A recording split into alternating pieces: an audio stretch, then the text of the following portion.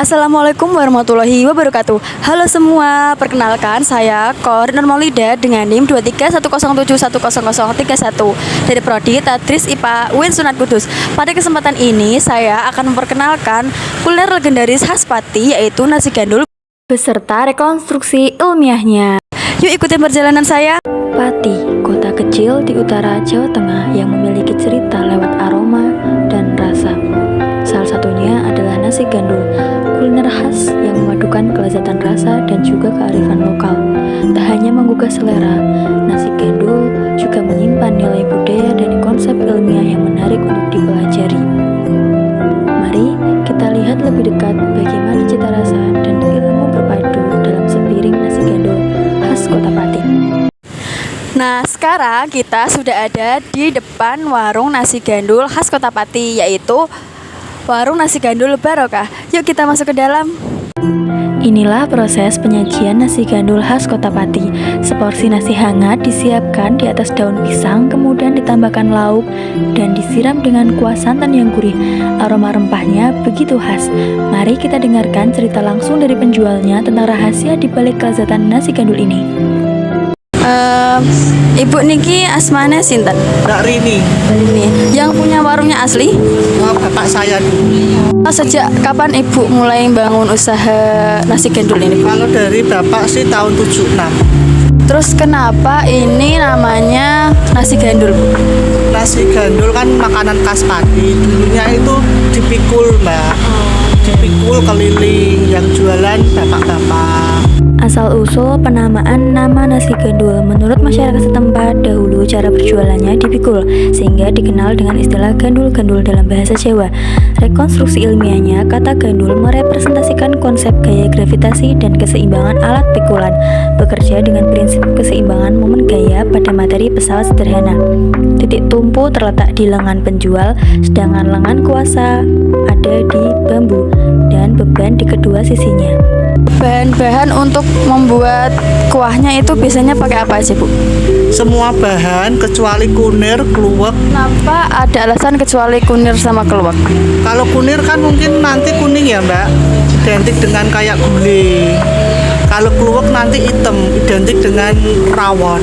Gimana cara mengolah bumbunya, Bu? Apa ada tekniknya khusus, misalnya kayak ditumis dulu atau diapa? Ditumis dulu, dihaluskan, ditumis, baru dikasih santan, dikasih jeruan biar ada lemaknya itu loh, Mbak. Keluar nanti kalau ada lemaknya kan keluar minyak-minyaknya itu. Yang kelapanya tua atau muda? Yang kelapa tua, yang banyak santannya itu kelapa tua. Kan ini kuahnya juga kental, Bu. Terus ada warnanya juga coklat. Nah, itu kira-kira kentalnya kenapa? Terus warna coklatnya itu karena dari miri. Kemiri. Kalau coklatnya kan dari gula merah sama kecap. Cara pembuatan kuah nasi gandul yaitu bumbu dihaluskan, kemudian ditumis bersama dengan daun salam dan lengkuas, lalu ditambahkan dagingnya, kemudian ditambah santan, lalu ditambah bumbu seperti garam, kaldu jamur, merica, dan gula merah, lalu ditambah dengan kecap manis agar kuah nasi gandul lebih berwarna coklat. Bahan-bahan yang dipakai dalam pembuatan nasi gandul menurut masyarakat setempat merupakan bahan-bahan alami seperti cabai, bawang merah, bawang putih, kemiri, dan lain sebagainya. Kuahnya sendiri terbuat dari santan kelapa tua yang ditambahkan gula merah serta kecap. Rekonstruksi ilmiahnya, bumbu-bumbu dapur tersebut merepresentasikan materi zat aditif makanan sebagai penyedap alami, berfungsi untuk meningkatkan rasa makanan. Kemiri sebagai zat pengental alami, gula merah sebagai pemanis alami sekaligus pewarna alami yang menjadikan kuah nasi gandul berwarna coklat dan manis. Santan kelapa mengandung lemak nabati menghasilkan rasa gurih. Jeruan menambahkan aroma khas kuah nasi gandul. Rahasia kuahnya supaya awet dan tidak cepat basi. Tanek, Mbak. Ditaneke, godoknya ditaneke. Soalnya kan kita kan santan ya, Mbak. Santan kan biasanya nggak tahan lama. Biar tahan lama itu biasanya ditaneke. Pada proses pembuatannya, terdapat istilah godoke ditaneke menurut masyarakat setempat agar kuah santan nasi gandul tidak cepat basi. Rekonstruksi ilmiahnya, godok adalah istilah untuk kata merebus. Tanek adalah istilah ketika merebus kuah sampai benar-benar matang dan santan tidak pecah. Sepanjang berjualan, kuah nasi gandul akan selalu dipanaskan. Pemanasan ulang ini merupakan cara tradisional untuk menghambat pertumbuhan mikroorganisme penyebab pembusukan, yang merupakan cara pengawetan alami. Alat masaknya itu masih tradisional apa apa sudah modern? Kalau aku buat bumbu masih pakai kayu Mbak, masih pakai pawon. Tapi kalau pengolahan bikin sayur sekarang pakai gas. Menurut masyarakat setempat, proses pembuatan nasi gandul masih menggunakan pawon untuk memasak bumbu, serta kompor gas pada saat penyajian nasi gandul di depan konsumen. Rekonstruksi ilmiahnya, pawon merupakan tungku tradisional dari tanah liat yang menggunakan kayu bakar sebagai sumber panasnya. Jadi perpindahan panas dari tungku atau kompor ke panci, peristiwa radiasi, seluruh permukaan panci menjadi panas, peristiwa konduksi, serta kuah yang mendidih, peristiwa konveksi. Pesan pakai daun pisangnya kenapa? Itu gandul itu kan versinya macam-macam Mbak. Ada yang dulu dipikul, ada yang nasi nggak langsung ke piring, ke daun pisang dulu. Jadi nasi gemandul. Dulu ini makannya langsung pakai sendok atau apa, Bu? Pakai suru. Suru itu daun pisang. Menurut masyarakat setempat, dulunya penyajian nasi gandul menggunakan daun pisang sebagai alas sehingga nasi terlihat gemandul. Dulunya dimakan menggunakan suru. Rekonstruksi ilmiah, gemandul berarti menggantung ketika nasi tidak langsung menyentuh piring. Daun pisang berfungsi sebagai isolator panas, pelindung antibakteri, pewangi alami, dan bahan ramah lingkungan atau biodegradable.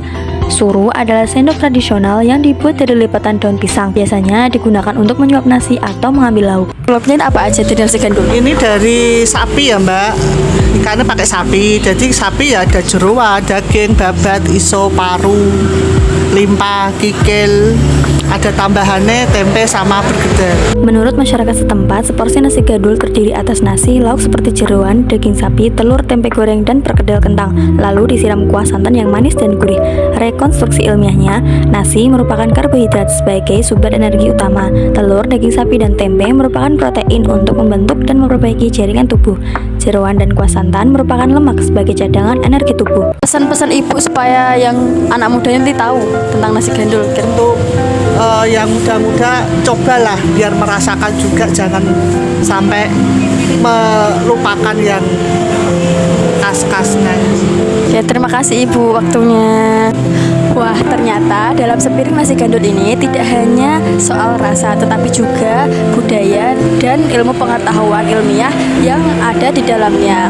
Semoga dengan adanya video ini kita bisa belajar mengenai kuliner lokal, karena di setiap kuliner tradisional itu ada cerita, budaya, dan ilmu pengetahuan di baliknya. Terima kasih sudah menonton. Wassalamualaikum warahmatullahi wabarakatuh. Dadah.